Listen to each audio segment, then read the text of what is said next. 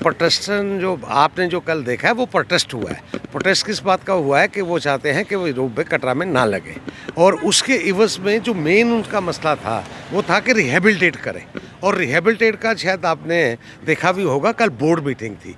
Board meeting में इस बात का फैसला हो गया है कि जो एनजीटी ने कहा था, नेशनल ग्रीन ट्रिब्यूनल ने, गवर्नर साहब ने जो बोर्ड मीटिंग कल की है, तो उन्होंने उस बात को ओन कर लिया है कि हम जो वहाँ से जो घोड़े वाले पिट्ठू वाले जो, जैसे मैंने यहाँ पे कहा था असेंबली में भी, स्पीकर साहब ने उस पर कहा था कि नई पॉलिसी रिहेबिलिटेशन की ले आए, तो माता वैष्णो देवी बोर्ड को मैं धन्यवाद देना चाहता हूँ, गवर्नर साहब को धन्यवाद देना चाहता हूँ कि बोर्ड ने एक बहुत बड़ा फैसला, जो वहाँ पे 20,000 लोग और 2 लाख फैमिलीज़ वहाँ पे काम करती थी और 40 सेगमेंट्स असेंबली के थे, और मैं कह सकता हूँ कि 9 डिस्ट्रिक्ट से लोग वहाँ पे काम करते थे, उनका इशू को एड्रेस किया है।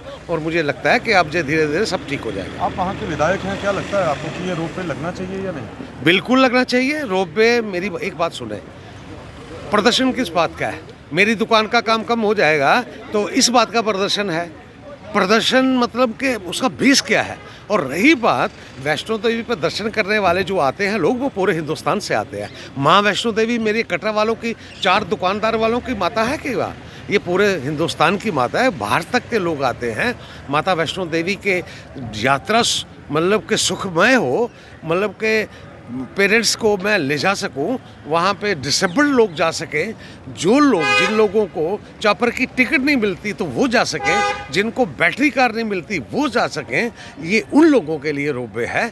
ये आने वाले वक्त में मेरा तो मानना यह है कि लगने के बाद ये लोग जो आज इस बात पे कन्फ्रंटेशन में हैं, वो भी महसूस करेंगे कि हम गलत हैं। पालकी और घोड़े पिट्ठू वालों को उनका काम जो है कहीं ना कहीं इस रोपवे से कम हो जाएगा। बिल्कुल होगा, बिल्कुल होगा, क्योंकि जब आप फेस आउट करेंगे इनको पूछे बिना, तो उनका तो काम कम होगा। और उसी को काम को कम होने के मद्देनज़र गवर्नमेंट ने एक रिहेबिलिटेशन पॉलिसी 2018 में बनाई थी।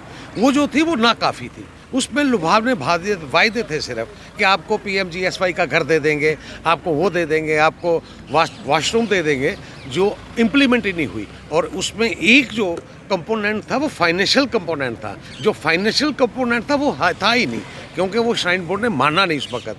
और जो कल की बोर्ड मीटिंग हुई है बोर्ड में, तो उन्होंने इस बात को माना है कि वो फाइनेंशियल एंगल से NGT के मुताबिक उनकी मदद करेंगे, और जिससे वो लोग जो हैं जिन्होंने हमारे यात्रा में 4 चांद लगाए हैं, वो लोग हैं जिन्होंने मेरे बुज़ुर्गों को कंधे पे बिठा के वहाँ पे ले गए हैं, जिन्होंने माता के जयकारे लगाए हैं, और वो मैं दावे के साथ कह रहा हूँ कि वो मेरे दूसरे समुदाय के हैं। 90% वो लोग हैं, और पूरी स्टेट्स और 9 डिस्ट्रिक्ट से लोग आते हैं। उनकी मतलब कि उन गरीब लोगों की मदद करना, ये माता वैष्णो देवी ने जो मान लिया है, मैं इसके लिए गवर्नर महोदय को धन्यवाद देना चाहता हूँ।